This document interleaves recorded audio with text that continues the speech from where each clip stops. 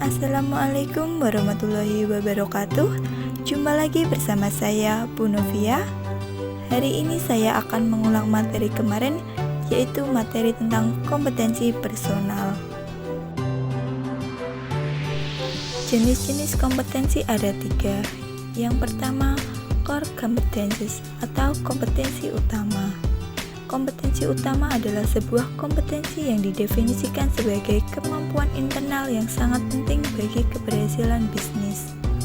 Kompetensi ini diharapkan dapat dimiliki semua individu dalam organisasi.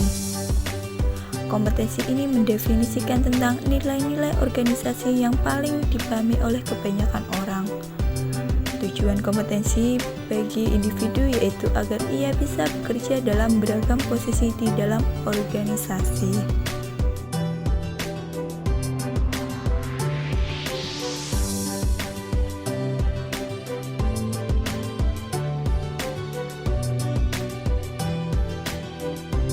Kedua, threshold competencies. Threshold competencies adalah karakteristik setiap pemegang pekerjaan sehingga bisa melakukan pekerjaan secara efektif, tetapi tidak dapat digunakan seseorang yang berkinerja tinggi, rata-rata atau rendah. Misalnya, penjual yang baik harus memiliki kemampuan yang memadai tentang produk yang mereka jual, tetapi pengetahuan ini tidak selalu cukup untuk memastikan performa penjualan mereka.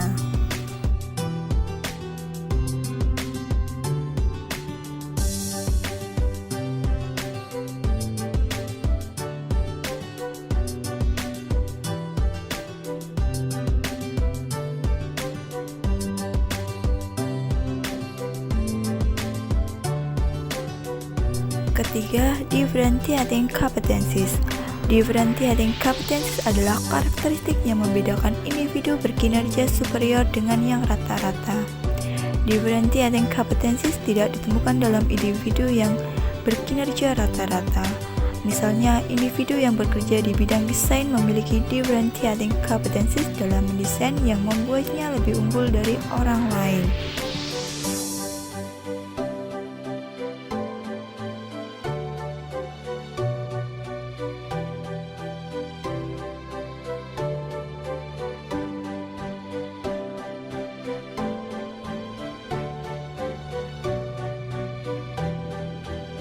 Menjaga kepribadian yang baik.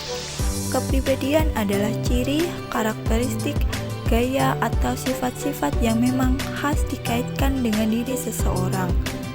Dapat dikaitkan kepribadian itu bersumber dari bentukan-bentukan yang diterima dari lingkungan, misalnya bentukan dari keluarga pada masa kecil, dan juga bawaan-bawaan yang dibawa sejak lahir. Jadi, yang disebut kepribadian itu sebetulnya adalah campuran dari hal-hal yang bersifat psikologis, kejiwaan, dan juga bersifat fisik.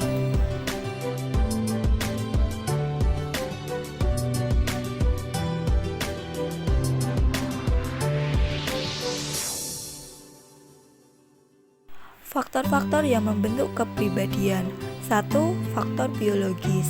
Faktor biologis berperan penting dalam membentuk otot, rangka, tinggi atau pendeknya seseorang, anggota tubuh dan fungsinya, warna kulit, maupun nala dan kecerdasan, serta kemampuan berpikir dan menganalisasi.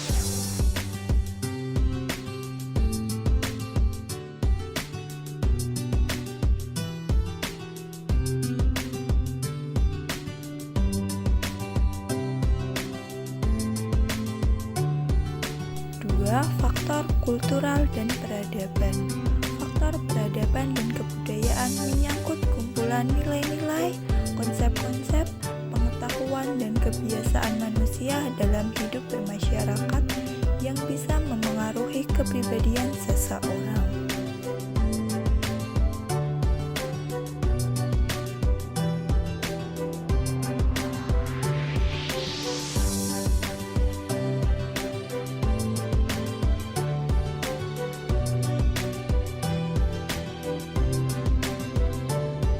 Faktor pendidikan. Pendidikan merupakan indikator yang mencerminkan kemampuan seseorang untuk dapat menyelesaikan permasalahan.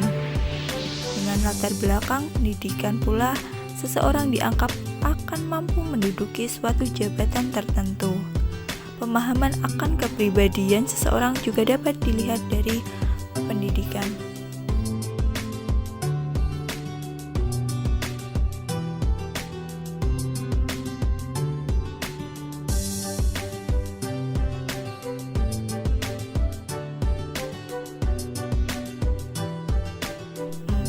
Faktor keluarga. Faktor keluarga adalah hal terpenting dalam membentuk kepribadian seseorang, karena dari keluargalah seseorang belajar interaksi dengan orang lain, belajar mengenal etika, budaya, norma-norma, dan nilai-nilai tradisi yang berlaku dalam kehidupan bermusyawarah.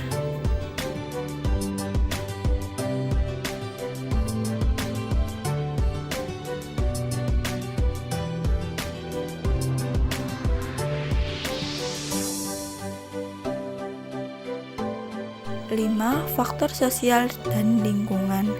Status sosial seseorang dan lingkungan pergaulannya seperti keluarga, sekolah, tempat tinggal, budaya, adat istiadat juga mempunyai pengaruh yang besar dalam pembentukan kepribadian orang tersebut.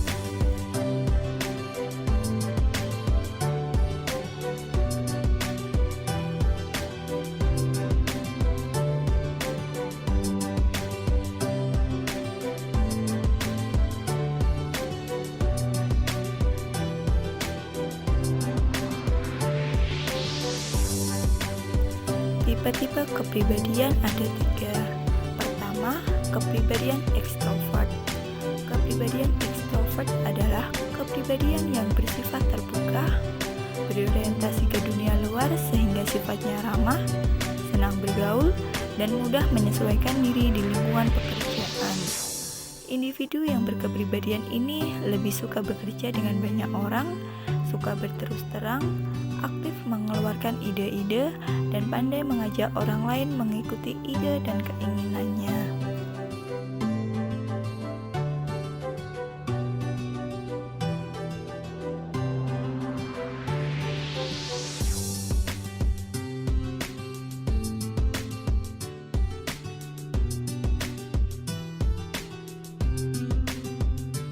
Kedua, kepribadian introvert. Kepribadian introvert adalah kepribadian yang bersifat tertutup dan berorientasi kepada diri sendiri sehingga sifatnya pendiam, jarang bergaul, suka menyendiri, dan suka menyesuaikan diri. Walaupun ia bekerja sangat individualistis, namun orang yang introvert biasanya dapat bekerja dengan baik dan tidak mengecewakan serta dapat diandalkan.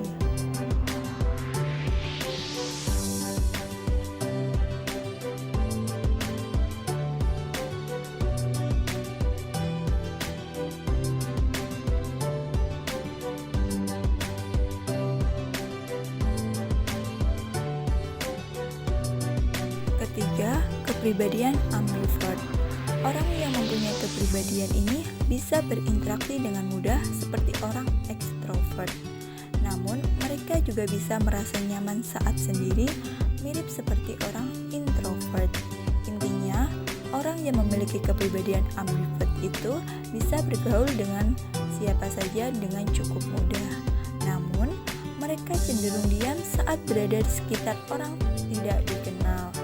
Hal ini karena kepribadian ambivert adalah kepribadian yang disebut sebagai campuran dari kepribadian ekstrovert dan kepribadian introvert.